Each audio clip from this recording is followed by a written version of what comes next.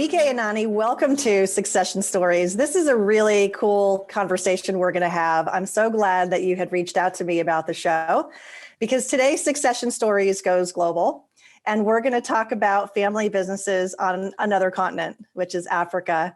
And we're going to talk about how you're dedicating your life to the family business segment in the African community. And I loved when we talked initially, and I'm so excited for you to share your story and to learn more about your mission. So welcome. Thank you so much, Laurie. I'm really excited about this conversation as well. Great. Well, why don't we start with you telling us about you? What is your story? Where did you grow up, and where are you today? Well, where do we start? My story is one that's deeply embedded in our family business's story. So my parents, when they had me, they were 25 and 26, young doctor and a young teacher here in Lagos, Nigeria. And they couldn't afford to give me the standard of living they wanted. And that was the genesis of the family business. They set up the family business to supplement their income. Flash forward 9 years later, my parents decided that it was best for my brothers and I, for our life exposure, for our education, to move to the UK, hence the very strong British accent. And so I was out in the UK for 16 years. I went to university there. I studied economics, and I loved economics because particularly the module on development, because that really rung home to me, because when we would visit Nigeria, I would visit my dad, who still stayed back to keep building the businesses. I was really quite moved by the extent of poverty. And so in my mind, I guess that season was sowing the seeds towards what part do I have to play in seeing that Africa grows in a sustainable way and alleviates poverty. So I then had a brief career in accountancy and corporate in Deloitte in London. I loved it, loved the culture, loved the people, loved everything about it, but the work itself, it was just like, this is not life. This isn't like what I will, be that. I don't jump out of bed wanting to advise on corporate tax international issues. This isn't me, but I didn't know what that was. And so I remember calling my father and saying, you know what, why don't I come to Nigeria and spend some time really learning more about the family businesses and get exposure to your friends and different industries that they're in to perhaps find what really would light me up. And that started my journey 10 years ago. Coming to Nigeria, I was only supposed to be here for 3 months. I was only supposed to be here for 3 months. I was supposed to go traveling for 6. And I was supposed to go to London Business School for an MBA. But as God would have it, all those plans literally were turned upside down. I didn't get into business school. It was the only business school I applied to. And as soon as I got to Nigeria, I loved the entrepreneurial culture. I loved working. It started very informally with my father, just shadowing. But what would typically happen was, particularly with a number of investment meetings he would go to, because he was investing as well as running our operating business, I would just end up taking over the meetings. And because I'd built up the right skills for investment management and what have you, I was studying for my CFA at the time, and I was an accountant. So it was just this very organic, natural fit. And so that started my entrenchment into the family business, and entrenched I was in all aspects. I was very operational in HR and finance, admin in the operating business, which was construction, real estate. And as well as I set up the family office to manage all the different investments my dad had gotten into, to just create a one-stop shop, a well-defined investment process, and to ensure that we're really optimizing and mitigating risk. And so my first-hand experience as a second-gen business owner was really what inspired and prompted me to go down the path I'm in now, because I found it an extremely lonely journey. There was no advisors on the ground advising on family business. There were lots of business advisors talking about corporate governance, strategy, innovation, agile thinking, but no one over here was having a conversation on family, the niche that is family business. And so I found it really lonely, not having an outlet, not having a guide to guide me through the various transitions we were going through in the family, in the business, and as an industry as well, as a nation. And then I found it lonely. There was no community, there was no association. There was nowhere where I could go to other people, be like, okay, we're going through this. How are you going through that as well? If you've been through it, what can you teach me about your journey? Or even an opportunity to network with people. And so flash forward 3 years ago, I decided to develop my competence to be a family business advisor, to help my family navigate our transitions as well as other families, and to build that community that I longed for at that point in time. And the reason really is, like I mentioned, economics is my jam. Family businesses are so, like in the United States, here as well in Africa, they're critical to the economy. They play a huge role in communities. They empower so many employees against the backdrop of such high levels of absolute poverty. And over in Africa, we are not doing as well from a generational transition perspective as the US. Only 2% of businesses will outlive the founder. And in the US, it's about 40%, right? It's about 40. Yeah. And so it just really, that's why I'm doing what I do. I absolutely love it. And I think it's really critical. And I'm just a bit obsessed with family business. That's an amazing backdrop. I want to rewind on a couple of things that you talked about. One, growing up in England, in the UK, away from your father. So you have, you said some brothers, I think 2 siblings, is that right? 2 brothers? Mm-hmm. 2 younger brothers. 2 younger brothers. So you're the oldest, and here you are with your mother. And I'd love to learn a little bit more about her, because she sounds like a pretty important person in your life. So Nikkei, you shared a lot about your background, and your mission, which is really, really cool. There's a lot to learn about all of that. I wanted to rewind about your time in the UK with your family when you were growing up, because I'm sure it wasn't easy having your mom and dad not together, right? You didn't see your dad every day. He was back in Nigeria building the family business, which you mentioned was construction. And you were very, very young. You were just, I think you said you were maybe 10 years old. So what was that like to not see your dad for that time? And then when you went back to Nigeria, in your adult years, to go back and see everything and then be together, not only as a family, but just seeing this company and how much it had grown. What was that like? That's a really great question. I mean, to be honest with you, my mum was always the glue of the family, even before we moved from Nigeria to the UK. My dad was always working, as most founders.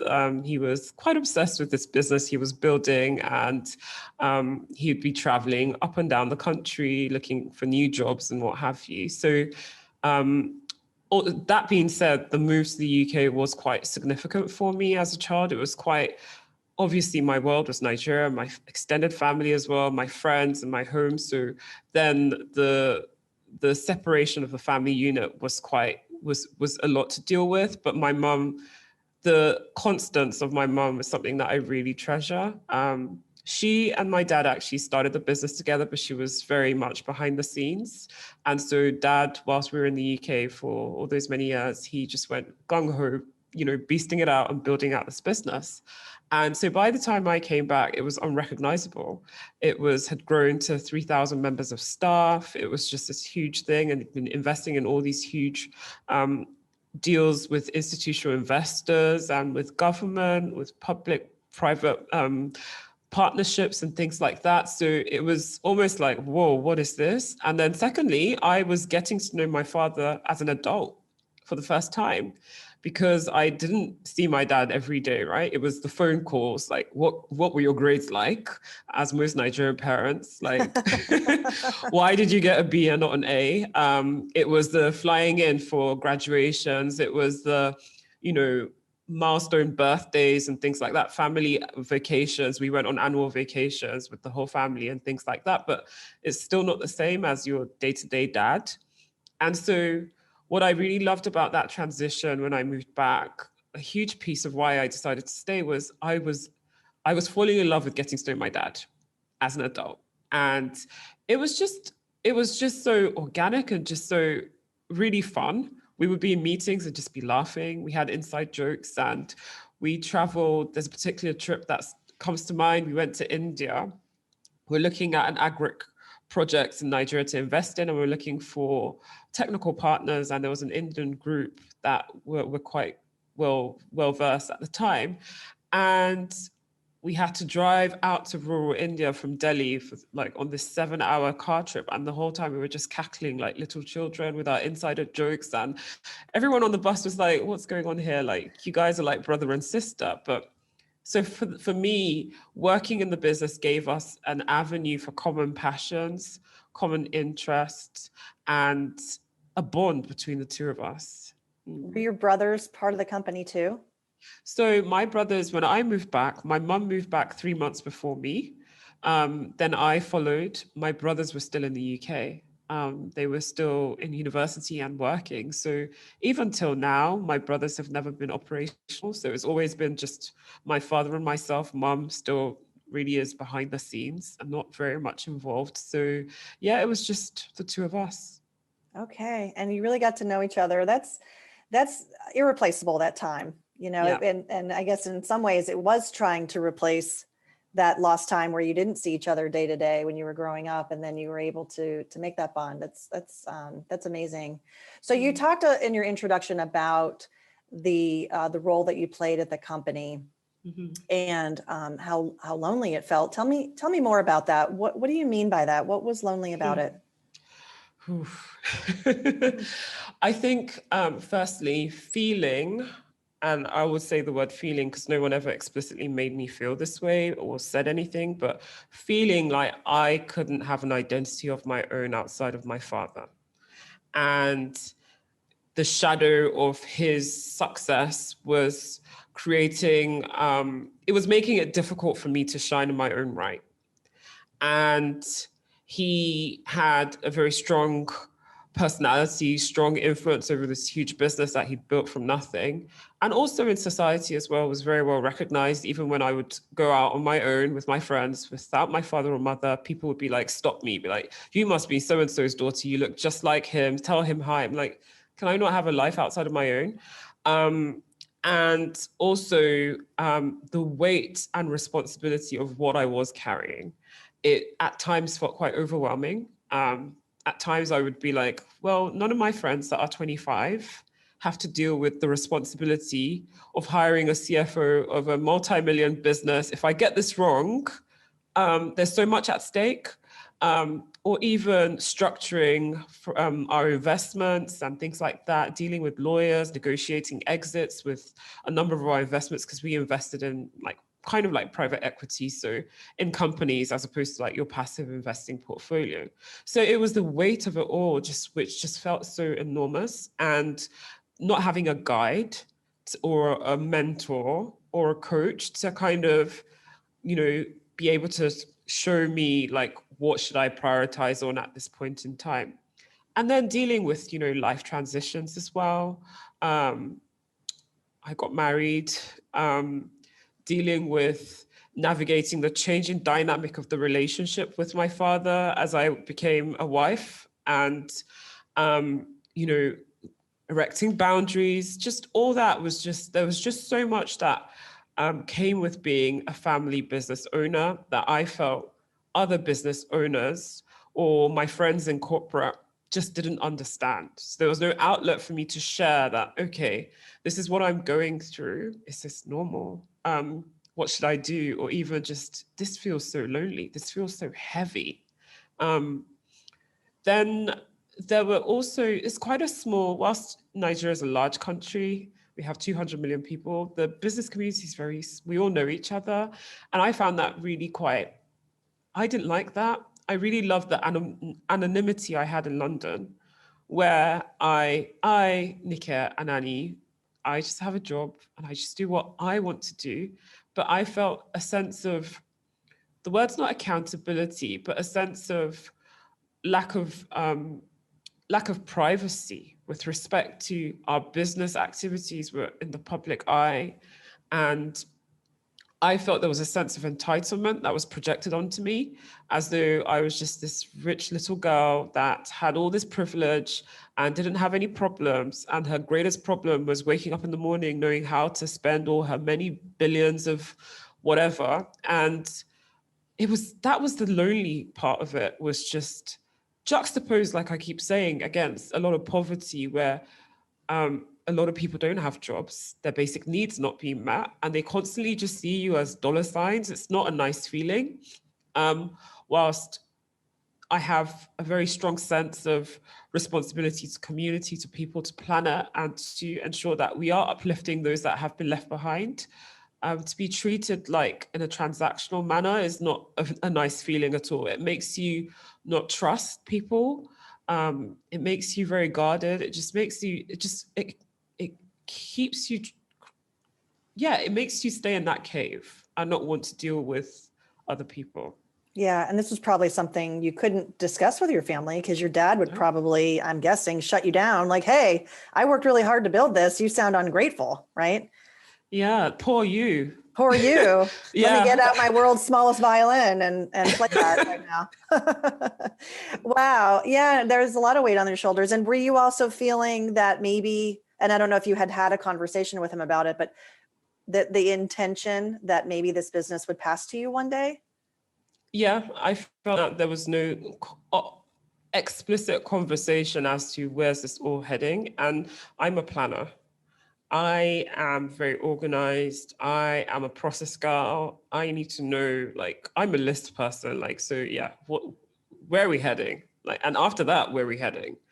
And my father's very different. He always uses this analogy of entrepreneurship is like playing a game of soccer. And to me, it's not a game. It's a lot. it's heavy. It's risky. Yeah. There's a lot at stake. And so, yeah, that was difficult. Yeah, no, I can understand that. And so you didn't have a peer group of executives to talk to either, because of probably the same privacy issues and maybe even some jealousy. I'm assuming a company of this size had a pretty full executive team. Did they see you as a peer, or were they threatened by you? I laugh. Did I strike a chord? You did, because there were some of them that literally I'd known when I was 5. So they'd watched me grow up. These were the folks that, you know, they saw me as little Nika, that I would come to the office and visit my dad in the office and, play with her little bows, whatever was on her head or whatever. And then I flash forward 20 years, I'm now your boss. I'm now deciding on your remuneration. I'm deciding on company culture. I'm deciding on strategic direction. I stepped on a few toes, but I was very much self-aware, and I was very much aware of those potential dynamics. So I came at it with empathy. Like, how would I feel if I were in their position? Because I'd worked in corporate and I'd had bosses.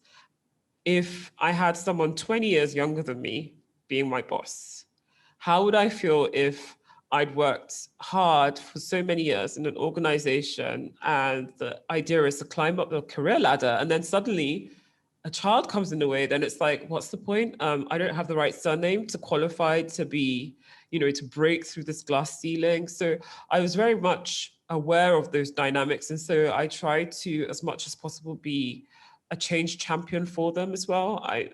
They a lot of the time saw me as a bridge between the family and the employees, because my father literally had worked for 2 years as a medical doctor.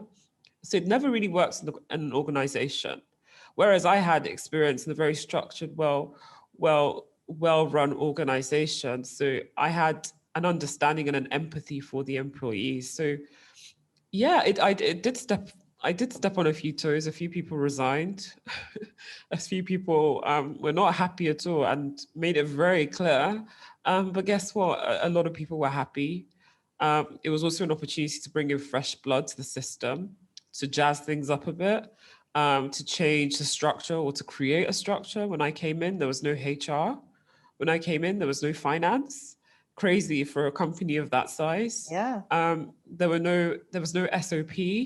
So there was a lot of standardization and creation of administration, which for many people that were talented, but just were lost in this very founder-centric business, the structure that I brought on board was really helpful for them. Yeah. So then flash forward, you decided to move on from the company. What was behind that decision, and how was that conversation with your father? Well, moving on from the company meant I literally just took on additional responsibilities outside of the company. So it was like a gradual dial of my activities in the company as opposed to like a cold turkey on the 1st of January 2020, I'm out. But the conversation was really, Dad, look, this is what I'm passionate about. You know, I've always been very passionate about economic development. And there are many businesses that are like ours, but guess what? We are actually one of the better ones in that we're a bit more organized, we're a bit more exposed to the world, the world of family business advisors and the best thinking, and we're open to receiving those ideas and customizing it for our situation. There are many people that are completely in the dark, and and he had many examples. I remember when I first moved back, he would be like, yeah, there was this family that had all these businesses and then the founder died. And I'm like, and then? And he's like, yeah, and look at them now. I'm like, ooh, yeah. And he's like, it's typical over here. I'm like, well, it's not normal. And so he knew that it was really my passion. And so he supported me 100% and was like, whatever I needed to do to start my journey as an advisor, I should do it. So he supported me with my training. He supported me with getting a mentor. But the condition was that I ensured that I didn't let the ball drop in the business. And so I had to delegate. I had to put up the right structures to ensure that all the work that I was doing was being attended to and that I had an oversight role. So I went from being quite operational to being more strategic and just gradually turned down the dial. And yeah, so I had the support of my family, which was really nice. But the month that it took me a whole month to, I've been thinking about all these ideas, what I wanted to do as an advisor, talking to my husband. It took me a month to go and finally see my dad and be like, okay, this is what I'm thinking of. And what do you think? Awkward. And he's like, no, amazing. Yeah, go for it. That sounds great. It He was was a whole, supportive of you. it was a whole eight That's a great minutes. you had such anxiety over that 8-minute conversation, but he at least prepared you for it, right? That you didn't hem and haw. You were committed to what you wanted to do and clear, and he supported you. That's amazing. It What? was. Why don't you share what that became? So to be more strategic and helping other African community Mhm, in African communities and family mhm. businesses. So I started off my journey working with Next Gens because I am one and I understood their journey and I had to go through a personal journey of inner work to develop conviction, courage, to be able to collaborate with people. And so I started off one-on-one coaching and what have you.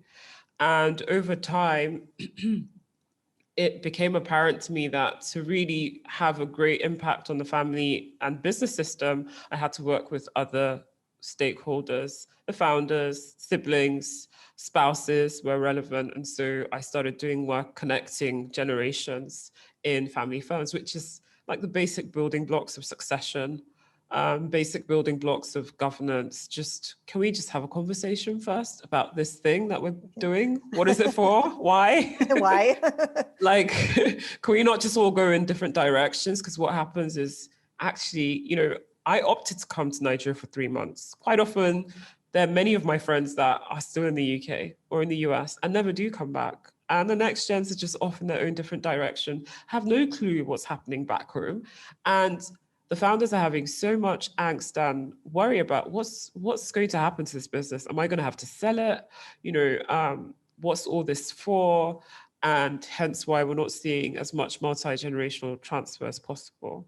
So yeah, I started off as an advisor, and then I met another friend of mine who had very similar observations of she was based in Harare, Zimbabwe. And we both jointly recognized that it was insufficient to make a great impact on the African family business space in absence of building a community.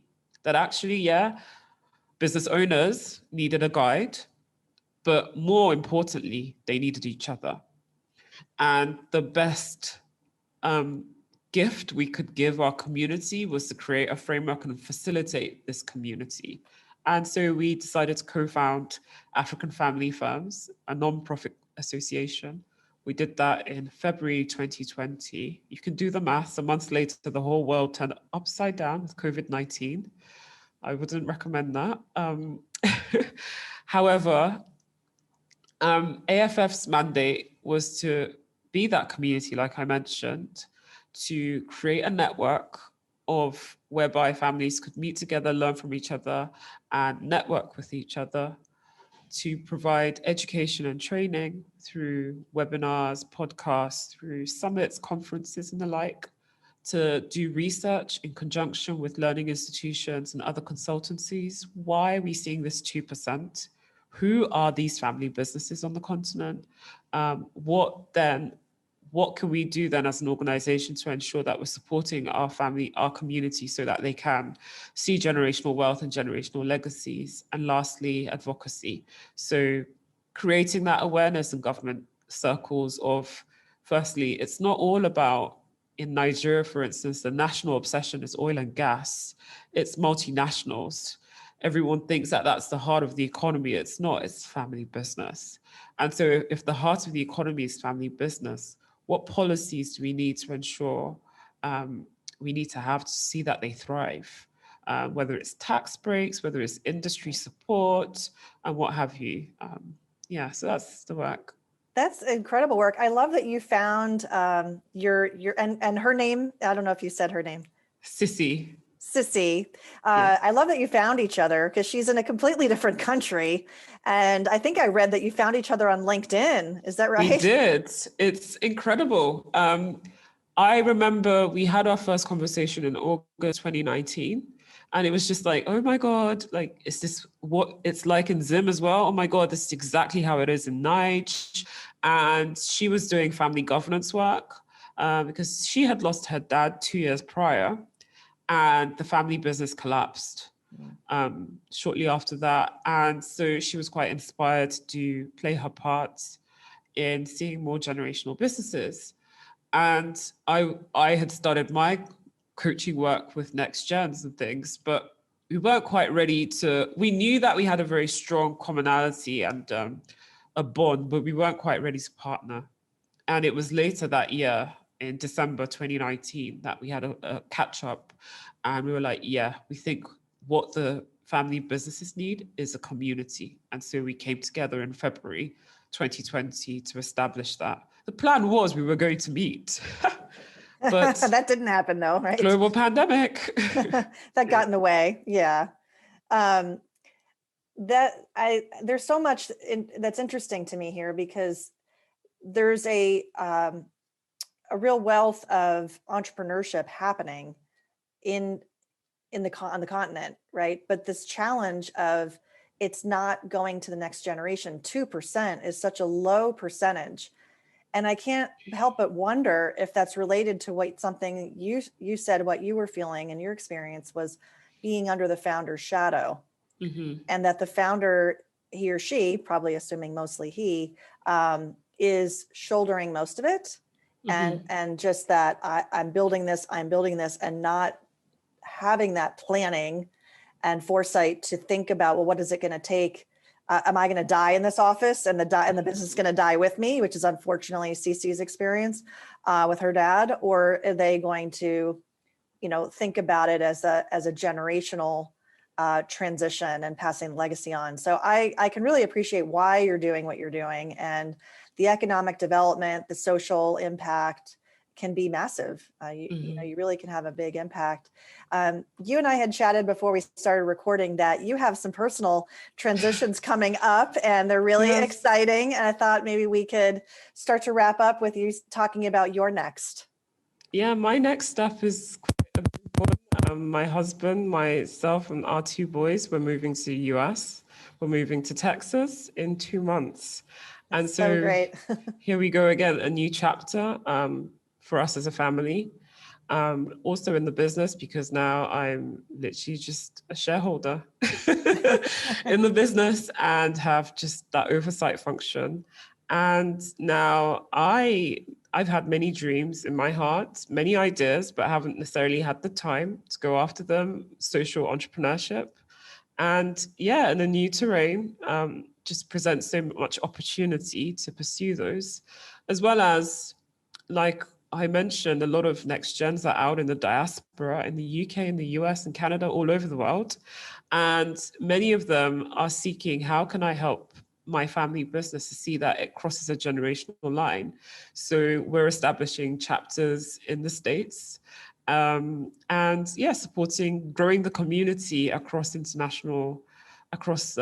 different continents, which is an exciting time. So I'm really excited about the move. Oh, I'm so excited. Maybe you and I one day we will get to meet. Yay. Wouldn't that be cool? Well, the US is I'll say, lucky to have you. I'm excited to hear about that and wish you well in your move and the expansion of your mission. If people want to get in touch with you, what's the best way to reach out? Yes, my website would be the best way. nikeanani.com. That's NikeAnani.com. Wonderful. And I love to talk to people about their favorite quotes for inspiration, and I'm sure you have many. Is there one that you would like to share? Yes, by Stephen Covey. Seek first to understand, and then to be understood. That really helps me in my journey integrating into the family business, not really understanding the way my father thought, not really understanding how and why things were. It took me some time to get that I wasn't supposed to question him, but to ask him questions to arrive so that he would arrive at the answers himself. But initially, I started off being the critic, just giving a laundry list of all the things in the business that needed changing. And it really was not effective. So yeah, I always say to next gen, seek first to understand the founder, understand other stakeholders as well, non-family staff, understand the industry, the business, and then to be understood. Because people just want to feel seen and heard. It's only when they feel seen and heard that they see and hear you. That is very true. That's my experience as well. I love the Stephen Covey quote. Thank you for sharing that. Thank you so much for coming on the show, Nike, because you are working on succession stories every day. And maybe someday we'll come back with your US experience and you can talk about your work in a broader context. And it's been really great talking to you. Thank you so much for coming on the show. Thank you so much for having me.